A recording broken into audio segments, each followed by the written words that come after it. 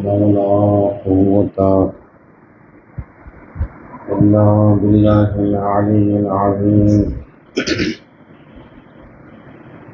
أعوذ بالله من الشيطان اللعين الرجيم. بسم الله الرحمن الرحيم. الحمد لله الذي هدانا لهذا وما كنا لنهتدي لولا أن هدانا الله لقد جاءت رسل ربنا بالحق. الصلاة والسلام على سيد المرسلين خاتم النبيين مولانا ابو القاسم محمد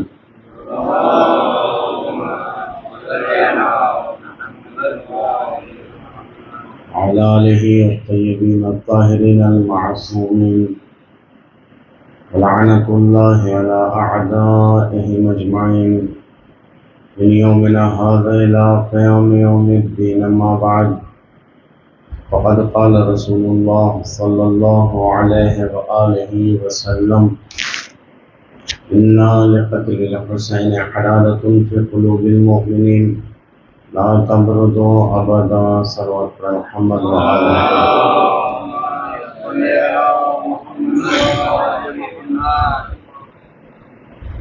ارشاد رسول اکرم ہے ان لقتل الحسین حرارت، کہ بے شک قتل حسین سے ایک ایسی حرارت ہے کہ قلوب المؤمنین، مومنین کے دلوں میں، لا تبرد ابدا، جو کبھی بھی سرد نہیں ہونے والا. ہم نے اس سے پہلے کے بیانات میں آپ کے سامنے عرض کیا کہ کربلا اور عزائے سید الشہداء اپنے اندر وہ خاصیت رکھتے ہیں، اپنے اندر وہ کمال رکھتے ہیں کہ اگر کوئی شخص چاہے تو اس قتل حسین کو ذریعہ بنا کر، اس عزائے حسین کو ذریعہ بنا کر، اس کربلا کو ذریعہ بنا کر اپنے قلب کی حیات کا سامان مہیا کر سکتا ہے.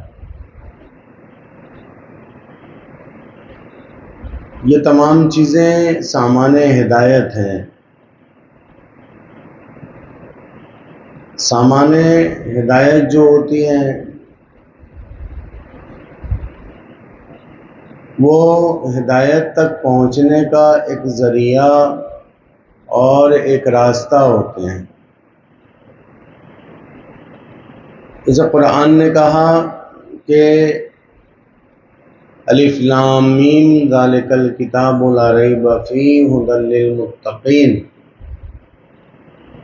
یہ قرآن بھی سامان ہدایت ہے، قرآن کتاب ہدایت ہے.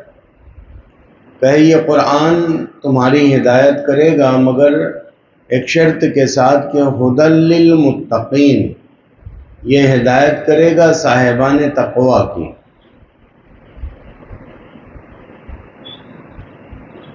اور اسی طریقے سے اور بھی پروردگار عالم نے اس عالم میں ہدایت کے سامان بھیجے. مثلا انبیاء ہیں، انبیاء بھی ہدایت کا ایک ذریعہ ہے. ائمہ بھی ہدایت کا ذریعہ ہے. اسی طریقے سے رسول اسلام نے ذکر حسین کو، قتل حسین کو ذریعہ بتایا ہدایت کا، اس لیے کہ دونوں چیزیں لازم ملزوم ہیں، قلب کی حیات اور ہدایت. وہی قلب زندہ ہے جو صاحب ہدایت ہے، اور وہ قلب مردہ ہے جس کے اندر ہدایت نہیں پائی جاتی. یہاں پر جو حیات ہے وہ حیات سے مادی حیات مراد نہیں ہے، بلکہ حیات معنوی ہے کہ حیات معنوی انسان کو عطا کی جاتی ہے اس کربلا سے تمسک کرنے کے بعد۔ ہم نے موت کا تذکرہ کیا تھا اور آپ کو بتایا تھا کہ دیکھیں 3 طرح سے موت واقع ہوتی ہے۔ ایک موت تو بدن کی موت ہوتی ہے جو ظاہری موت ہے، اور دوسری موت ہم نے آپ کو بتائی تھی کہ ایک موت ہوتی ہے، روح کی موت ہوتی ہے جو معنوی موت ہے۔ دونوں موتوں میں بہت فرق ہے کہ جب بدن کی موت ہوتی ہے، جب بدن مر جاتا ہے، جب دل کام کرنا بند کر دیتا ہے، جب سانسیں رک جاتی ہیں، اس وقت انسان کے لیے بہتر یہ ہوتا ہے اور معاشرے کا دستور ہے، شریعت کا قانون ہے کہ جب انسان کا بدن مر جائے تو اسے زمین میں دفن کر دو، اور یہی معاشرے کے لیے بھی بہتر ہوگا اور یہی اس مرنے والے کے لیے بھی بہتر ہے کہ اسے کیا کر دیا جائے، اسے دفن کر دیا جائے۔ تو جب بدن مرتا ہے تو انسانوں کو دفن کر دیا جاتا ہے، ایسے ہی ایک موت ہوتی ہے روح کی موت۔ کبھی کبھی انسان کا بدن زندہ ہوتا ہے مگر روح مردہ ہو جاتی ہے، اور جب روح مردہ ہو جاتی ہے تو پھر وہ چیزیں جو روح سے تعلق رکھتی ہیں، وہ چیزیں جو معنوی ہوتی ہیں، وہ تمام کی تمام ختم ہو جاتی ہیں، وہ ورک کرنا بند کر دیتی ہیں، کام کرنا بند کر دیتی ہیں۔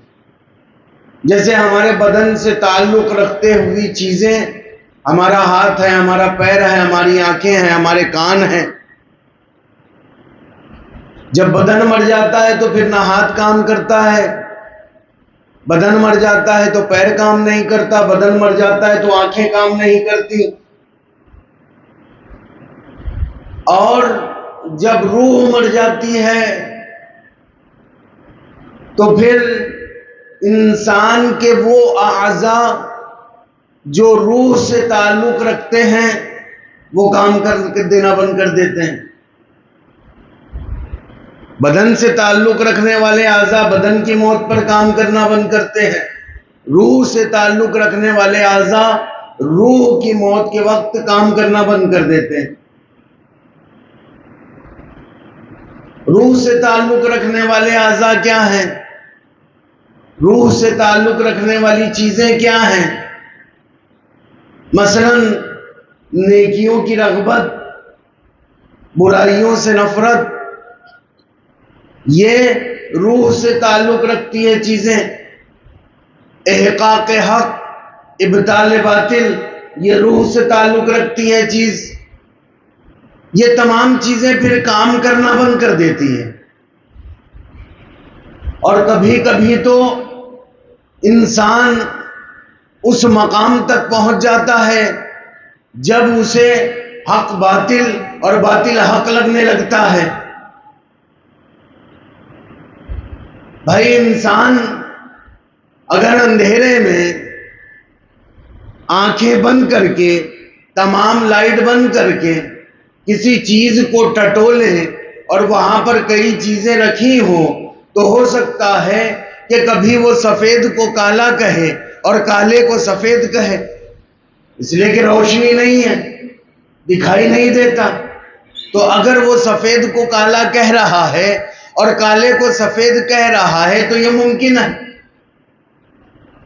ایسے ہی جب انسان کی روح مر جاتی ہے، جب وہ چیز جو پروردگار عالم نے اس کے اندر نور بنا کر جو چیز رکھی ہے، جب وہ نور کام دینا بند کر دیتا ہے تو اگر وہ حق کو باطل کہے اور باطل کو حق کہے تو کوئی حیرت کی بات نہیں ہے، اس لیے کہ اس کے روح کی آنکھیں بند ہیں، اسے دکھائی نہیں دے رہا۔ کربلا میں بھی معاملہ کچھ ایسا ہی ہے. وہ فرد، وہ امام کہ جس نے زمانے کو نماز سکھائی، وہ امام جس نے زمانے کو شریعت بتائی، وہ امام جو حامل شریعت اور رسالت شریعت کی ذمہ داری جس کے کاندھوں پر پروردگار عالم نے ڈالی، وہ امام جو اسرار شریعت اور رموز شریعت کا مالک ہے، وہ امام کہ جس کی نماز صلاتوں میں علاج المومن ہے، وہ امام کہ جس کی نماز سے ایک نور ساطع ہوتا تھا جو زمین سے آسمان تک جاتا تھا، وہی امام آج کربلا میں نماز پڑھ رہا ہے.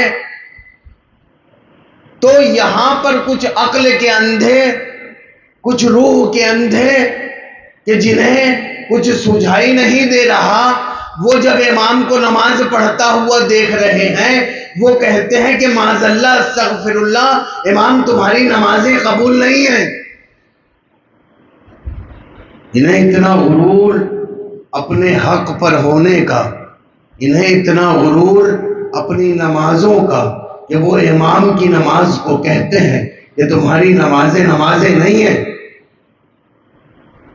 یہ کیوں اتنے اندھے ہو گئے؟ ان کی روح مر گئی ہے. حق و باطل کے اندر جو چیز تمیز کرتی ہے، وہ چیز ان کے اندر سے ختم ہو گئی ہے. اب ان کے پاس دعوے ہیں، یہ صرف دعویٰ کر سکتے ہیں. امام کے لیے کہا تو دو قسم کی موت میں نے آپ کے سامنے بیان کی، ایک بدن کی موت اور ایک روح کی موت.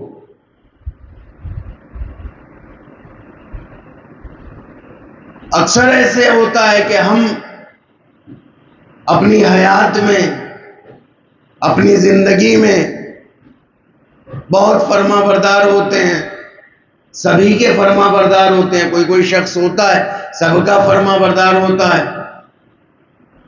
ہر کسی کی مدد کرتا ہے، لیکن وہ کب تک کرے گا؟ جب تک اس کی سانسیں چل رہی ہوں گی. ایک مرتبہ سانس رک گئی، دل کی دھڑکن رک گئی، اب آپ اس سے کہیں ایک گلاس پانی پلا دیں، وہ پانی نہیں پلائے گا، وہ پانی نہیں پلائے گا. اب آپ اس سے کہیں کہ میرا فلاں کام کر دیں، وہ آپ کا کام نہیں کرے گا. اب آپ اسے الزام نہ دیں کہ دیکھیں یہاں پر پڑا ہوا ہے، میں کہہ رہا ہوں ایک گلاس پانی پلا دے، پانی نہیں پلاتا. اسے الزام نہ دے، بھائی وہ مجبور ہے، اس کی روح جو ہے وہ نکل چکی ہے، اب یہ کام نہیں کرے گا. ایسے ہی اکثر و بیشتر آج کے زمانے میں جب ہم اپنے بچوں کی تربیت کی طرف آتے ہیں، کہتے ہیں کہ ابھی تک تو بہت فرما بردار تھا، لیکن اب ہماری باتیں نہیں سنتا، اب اسے کچھ کہو تو یہ مانتا نہیں ہے. تو اصل میں مسئلہ کیا ہے کہ آپ کہہ رہے ہیں کہ یہ کام کر، آپ کہہ رہے ہیں کہ وہ کام کر، مگر بچے کے دل میں مرض پیدا ہو گیا. اب اس کے اعضائے روحانی، اعضائے معنوی کام نہیں کر رہے، تو آپ علاج کہاں کریں گے؟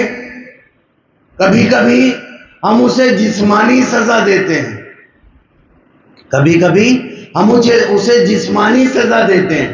بھائی جسم کا تعلق اس کے بدن سے ہے، اعضاء کا تعلق اس کے بدن سے ہے. اگر بدن میں خرابی ہوتی تو اعضائے جو ہے جسمانی سزا دے کر اس کے بدن کو ٹھیک کیا جا سکتا تھا، مگر مرض روح میں ہے، مرض روح میں ہے، اور آپ اس کو جسمانی سزا دے رہے ہیں. تو یہاں پر یہ طریقہ کام نہیں کرنے والا. اب کیا کرنا پڑے گا؟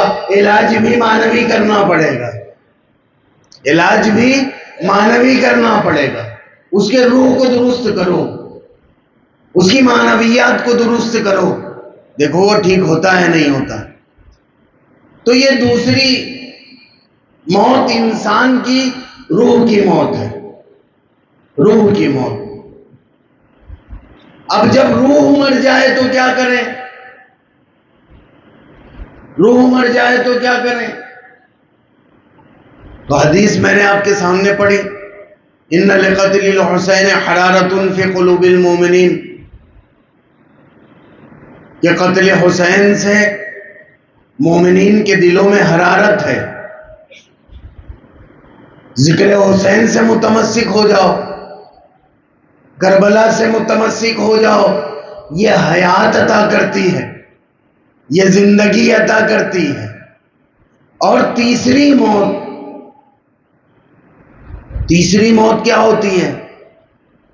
تیسری موت معاشرے کی موت ہوتی ہے۔ ایک بدن کی موت، ایک روح کی موت، اور تیسری موت معاشرے کی موت۔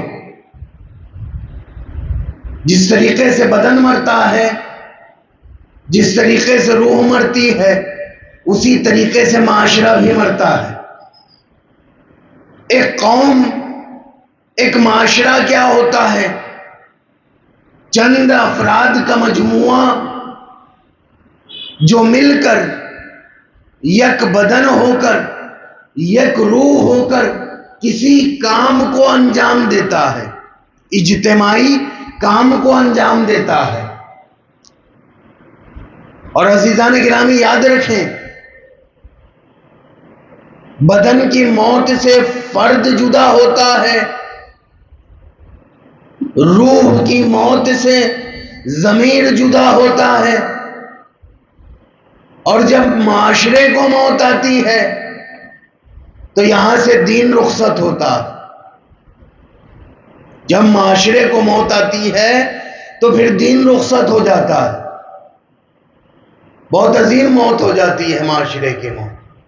اتنا نقصان بدن کی موت سے نہیں ہوگا جتنا نقصان روح کی موت سے ہوگا، اور جتنا نقصان روح کی موت سے نہیں ہوتا اتنا نقصان معاشرے کی موت سے ہوتا ہے۔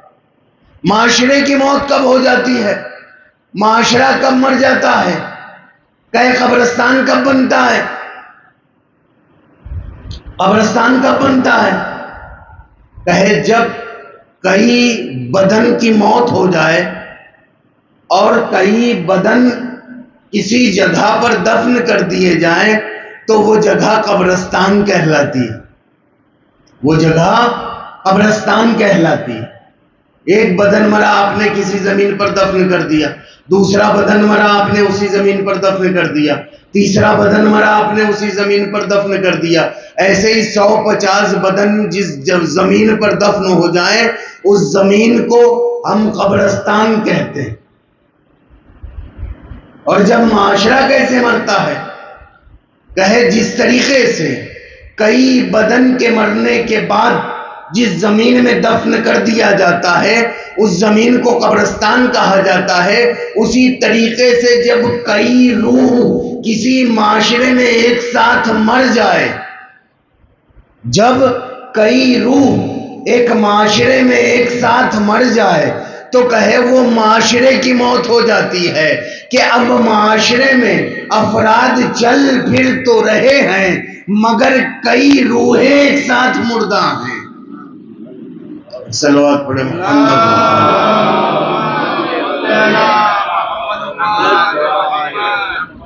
اب یہ معاشرہ مردہ معاشرہ ہے، اب یہ معاشرہ مردہ معاشرہ۔ ہاں بدن مر گیا، بدن مر گیا، قبرستان میں دفن ہو گیا، اب کیا چیز اس مردے کو فائدہ دے گی؟ کہے جاؤ سورہ فاتحہ پڑھو، جاؤ قرآن کی تلاوت کرو، جاؤ نمازیں پڑھو۔ اب قبرستان والوں کو سورہ فاتحہ کی ضرورت ہوتی ہے، سب ضرورتیں بدل جاتی ہیں۔ اب قبرستان والوں کو سورہ فاتحہ کی ضرورت ہے، اور جس کی روح مر گئی اس کو کیا کریں؟ کہ جاؤ اسے کربلا سے متمسک کر دو، جاؤ اسے کربلا میں لے جاؤ، اسے عزائے حسین میں لے جاؤ تاکہ اس کی روح کو کچھ فائدہ ملے۔ استفادہ حاصل کریں. اور جب معاشرہ مر جائے اب کیا کریں؟ جب معاشرہ مر جاتا ہے تو کیا کریں؟ جب معاشرہ مر جاتا ہے تو پھر اسے چھینٹوں کی ضرورت ہوتی ہے. معاشرہ مر جاتا ہے تو اسے چھینٹوں کی ضرورت ہوتی ہے. چھینٹے کیسے؟ جب آدمی بے ہوش ہو جاتا ہے تو اسے ہوش میں لانے کے لیے کس چیز کی ضرورت ہوتی ہے؟ کہ پانی کے چھینٹوں کی ضرورت ہوتی ہے کہ اس کے منہ پر پانی کے چھینٹے ماریں تاکہ وہ ہوش میں آئے. اور جب معاشرہ مر جاتا ہے تو پھر اسے خون کی چھینٹوں کی ضرورت ہوتی ہے. سن 61 ہجری میں معاشرہ مر گیا تھا. امام حسین نے اپنے خون کی چھینٹے مار کر اس معاشرے کو زندہ کیا. اور جب وہ معاشرہ زندہ ہوا تو رسول اسلام نے کہا لا تبردو ابدا، اب یہ ٹھنڈا نہیں ہوگا. تو معاشرے کو بھی موت ہے. اور یاد رکھو عزیزان گرامی، جناب عیسیٰ نبی تھے، جناب عیسیٰ پیغمبر تھے. ٹھوکر مار کر مردہ زندہ کر دیا کرتے تھے. ٹھوکر مار کر مردہ زندہ کر دیا کرتے تھے. کہتے تھے قم باذن اللہ، اٹھ اللہ کے حکم سے. مردہ زندہ ہو جاتا تھا. تو وہ نبی کہ جو اپنی ٹھوکر سے مردہ جسم میں جان پھونک دیتا ہے اسے عیسیٰ کہتے ہیں. اور جو اپنی ٹھوکر سے مردہ معاشرے کو زندہ کر دیتا ہے اسے حسین ابن علی کہتے ہیں.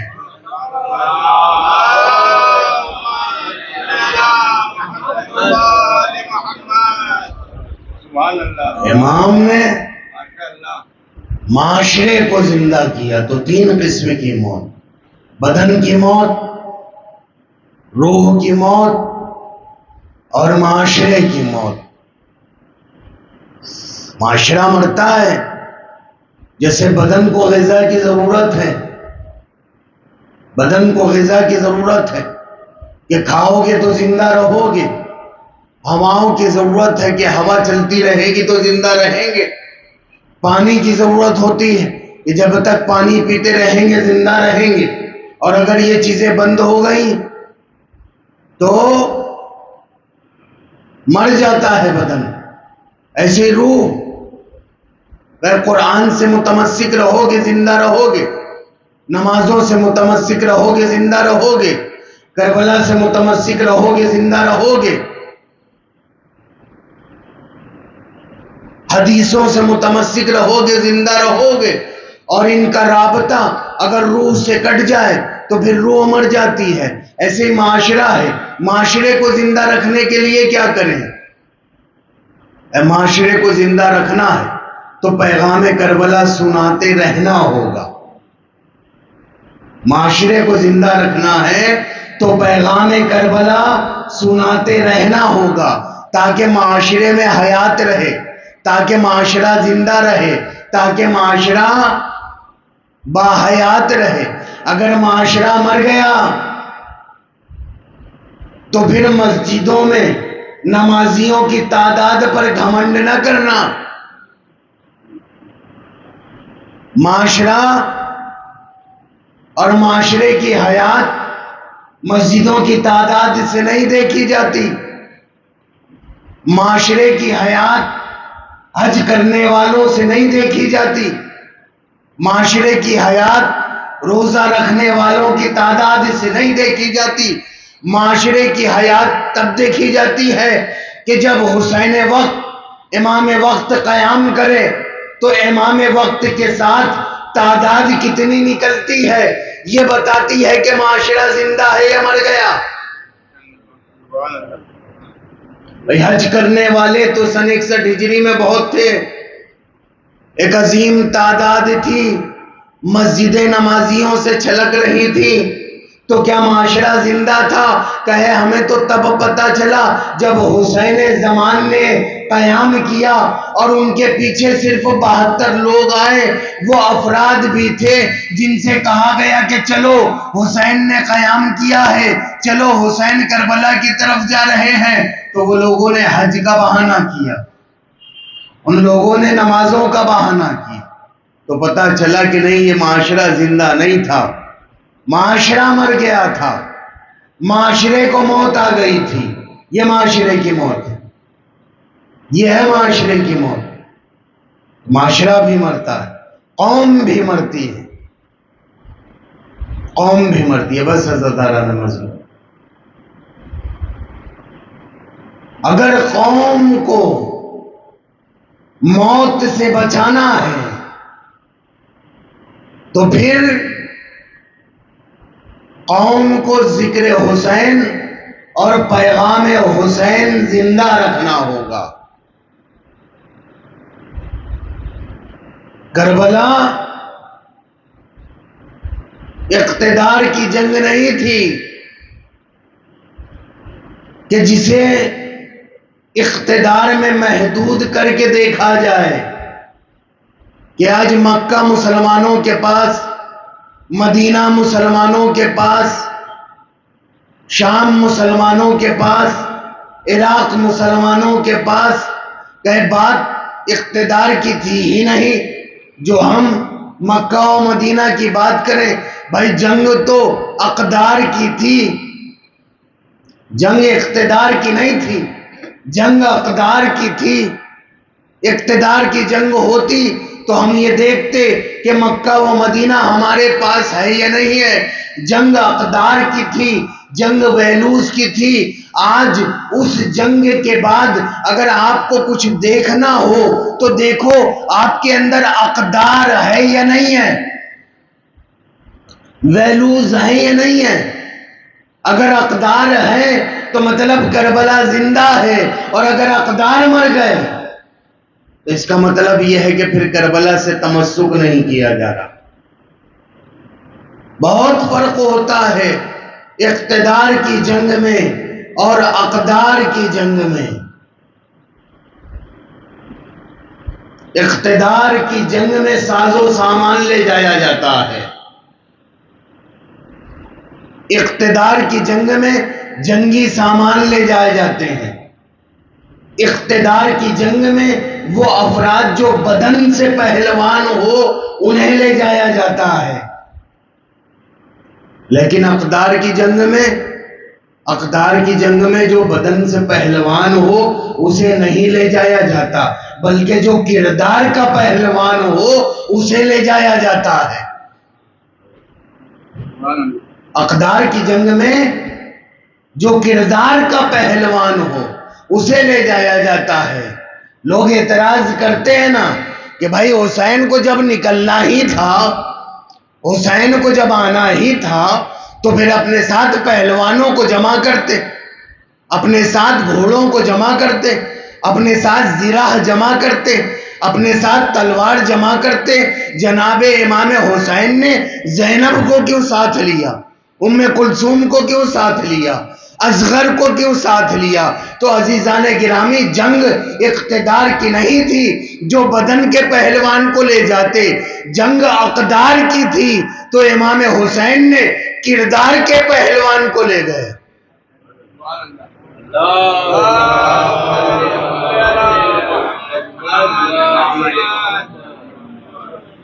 کردار کے پہلوان میں اصغر سے بڑا پہلوان کون؟ کردار کے پہلوان میں زینب سے بڑا پہلوان کون؟ کردار کے پہلوان میں اون و محمد سے بڑا پہلوان کون؟ کردار کے پہلوانوں میں قاسم سے بڑا پہلوان کون؟ ان پہلوانوں کو لے گئے اور واقعاً ان پہلوانوں نے کردار کی ایسی جنگ لڑی، ایسی جنگ لڑی، ایسی جنگ لڑی کہ قیامت تک کردار کو اس بلندی تک پہنچا دیا کہ اب یزید اتنا بونا اور اتنا چھوٹا ہو گیا کہ کتنے ہی یزید وقت پیدا ہوتے چلے جائیں کردار کی اس بلندی تک ان کے ہاتھ نہیں پہنچ سکتے. صلوات پڑھیں محمد والا.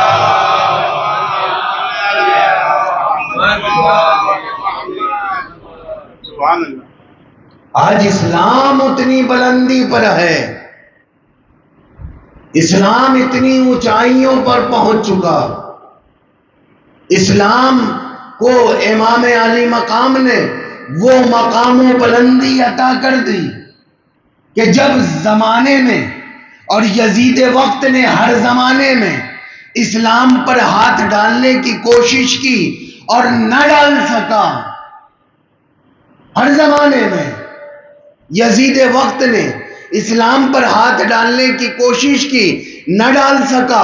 تو دیکھیں جھنجھلاہٹ میں وہ کیا کرتا ہے، جب قرآن کے معنی پر ہاتھ نہ ڈال پایا، جب قرآن کی تعلیمات پر ہاتھ نہ ڈال پایا، جب قرآن کے جو سبق پر ہاتھ نہ ڈال پایا، تو اب آتا ہے قرآن کے جلد کو جلاتا ہے، قرآن کے اوراق کو جلاتا ہے.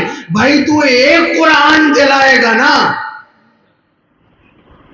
تو ایک قرآن جلائے گا. یہاں کروڑوں قرآن ہیں جو الماریوں میں نہیں بلکہ دلوں میں محفوظ ہیں. الماریوں کے قرآن کو جلا سکتا ہے، مگر وہ قرآن کہ جو دلوں میں محفوظ ہے اسے کیسے جلائے گا، اسے کیسے مٹائے گا؟ یہ دلوں میں قرآن پہنچا کہاں سے؟ کہے یہ وہ کردار کی بلندی تھی کہ اگر حسین انقلاب کربلا برپا نہ کرتے، آج قرآن تمہارے ہاتھوں سے چھین لیا جاتا. حسین رسول نے جو قرآن مسلمانوں کو دیا، مسلمانوں نے اسے اپنے اپنے طاقچوں پر سجا دیا کہ خدا کی قسم اگر وہ قرآن صرف طاقچوں میں محفوظ ہو جاتا، اگر وہ قرآن الماریوں کی زینت بن جاتا، تو یہ دشمنان اسلام تمہارے گھروں کے اندر گھس کر تمہارے طاقچوں سے یہ قرآن اٹھا کر لے کر چلے جاتے. مگر حسین آتے ہیں، اس قرآن کو تمہارے دلوں میں محفوظ کر دیا، تمہارے ذہنوں میں محفوظ کر دیا، تمہارے ضمیروں میں محفوظ کر دیا کہ آج دشمنان اسلام اس قرآن کو تمہارے دلوں سے نہیں نکال سکتا.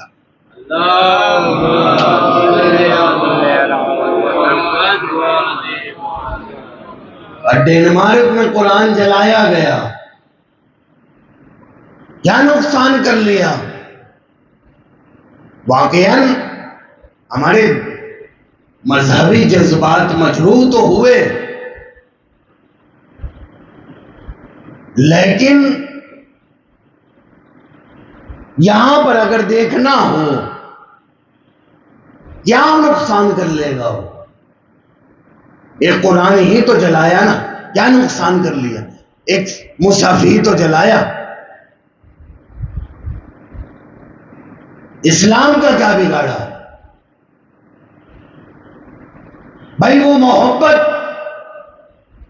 جو کل تک ہمارے دلوں میں قرآن کے لیے تھی،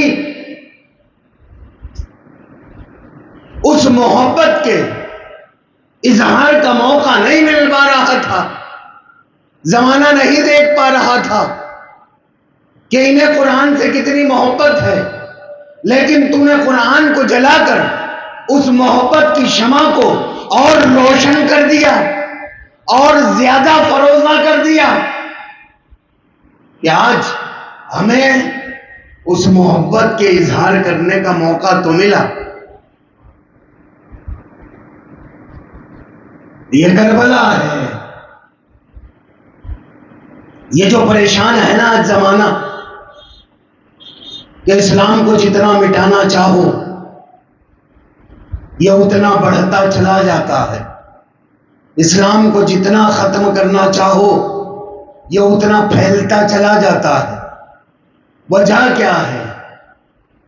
آخر ہم اسلام کو ختم کیوں نہیں کر پا رہے؟ تو کہے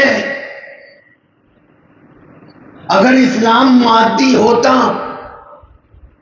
اگر اسلام زمینی ہوتا تو زمین والے اسے مٹا دیتے. امام علی مقام نے آ کر اس اسلام کو اس مقام پر پہنچایا اور اس کی حفاظت اس طریقے سے کی کہ اب یاد رکھو یہ انتظام پروردگار عالم ہے کہ جب ہدایت کا سامان بھیجا تو ساتھ میں ہادی کو بھی بھیجا. تم نے یہ سمجھ لیا تھا کہ قرآن اکیلا ہے. بھائی دوسرے افراد کے عمل سے لوگوں نے یہ سمجھ لیا تھا کہ قرآن اکیلا ہے، قرآن تنہا ہو گیا، اب قرآن کی کوئی حفاظت کرنے والا موجود نہیں رہا، تو لوگوں کو یہ غلط فہمی ہو گئی. لیکن پروردگار عالم کا یہ انتظام رہا ہے کہ پہلے آدم کو بھیجا، صحیفے کو بعد میں بھیجا، پہلے نوح کو بھیجا، صحیفے کو بعد میں بھیجا، پہلے موسیٰ کو بھیجا، تورات کو بعد میں بھیجا، پہلے عیسیٰ کو بھیجا، انجیل کو بعد میں بھیجا، اور پہلے 14 کو بھیجا، قرآن کو بعد میں بھیجا. لوگوں نے یہ سمجھا کہ رسول چلے گئے اب قرآن تنہا ہو گیا، علی چلے گئے اب قرآن تنہا ہو گیا، حسن چلے گئے اب قرآن تنہا ہو گیا. نہیں، آج بھی پردہ غیب میں ایک قرآن کی حفاظت کرنے والا موجود ہے.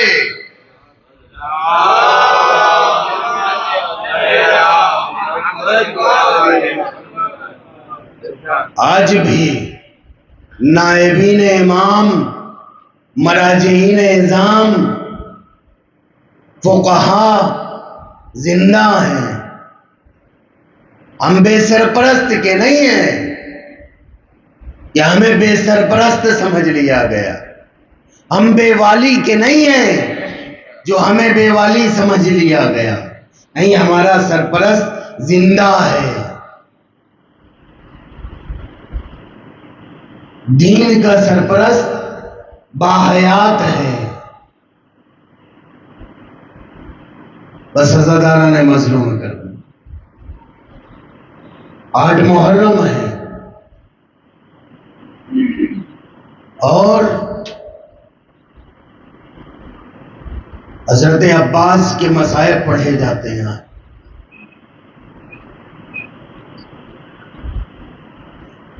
اطاعت کی معراج کا نام عباس، تسلیم و رضا کی معراج کا نام عباس.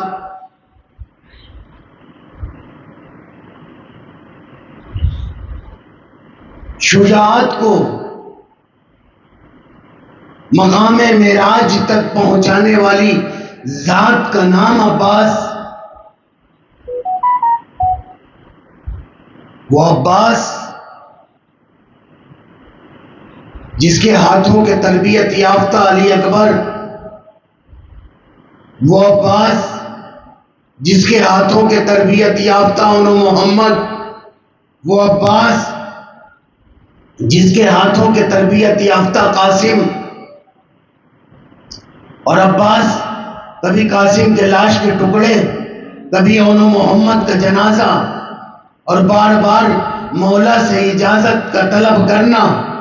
ایک مرتبہ آئے، کہے مولا اب تو اس عباس کو اجازت دے دو. مولا کہتے ہیں عباس تم میرے لشکر کے علمدار. عباس نے دائیں بائیں دیکھا، کہا مولا اب وہ لشکر کہاں رہا جس کا عباس علمدار تھا؟ مولا وہ لشکر ختم ہو گیا. مولا اب تو اجازت دے دو. مولا نے کہا جاؤ خیام میں رخصت ہو آؤ. عباس آتے ہیں خیام حسینی میں، ایک ایک بی بی سے رخصت ہوتے ہیں. زینب کے پاس آئے، سر کو جھکا کر کھڑے ہوئے، کہا بہن عباس اجازت آخر کے لیے آیا ہے.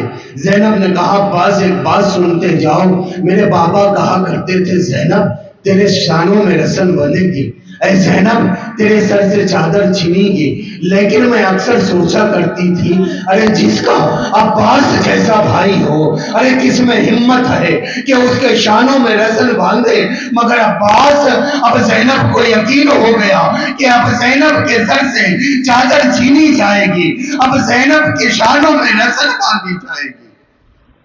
اجرکم اللہ، عباس آتے ہیں سکینہ کے پاس وقت رخصت کے لیے، رخصت آخر کے لیے۔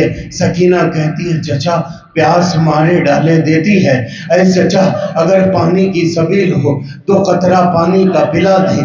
ایک مرتبہ عباس کا دل تڑپ جاتا ہے، سکینہ سے کہتے ہیں بیٹی مشکیزہ لے آؤ پانی کا۔ عباس نے مشکیزہ سکینہ کو لیا، ایک ہاتھ میں حسین نے علم کو تھمایا۔ عباس سکینہ کے مشکیزے کو لیے ہوئے فرات پر آتے ہیں، فرات پر آنے کے بعد مشکیزے کو بھرا۔ بس عزادارہ نے مظلوم کربلا دو جملے، عباس نے مشکیزے کو بھرا۔ اب ایک مرتبہ وہ مشکیزہ لے کر چلا، ایک شکی نے ایسا چھپ کر وار کیا، عباس کا داہنا بازو قلم ہوا۔ عباس نے بائیں ہاتھ میں مشکیزہ لیا، عباس کا بایاں بازو قلم ہوا۔ عباس نے مشکیزے کو دانتوں میں دبایا، ایک مرتبہ ایک تیر آ کے مشکیزے پر مرا لگا۔ اب اس کے بعد سارا پانی بہا، عباس کی آرزو ٹوٹ گئی، عباس کی تمنا ٹوٹ گئی۔ عباس نے ندامت سے اپنے سر کو جھکایا، ارے سر کا جھکنا تھا، ایک گڑ سے آہنی آ کر عباس کے سر پر لگا۔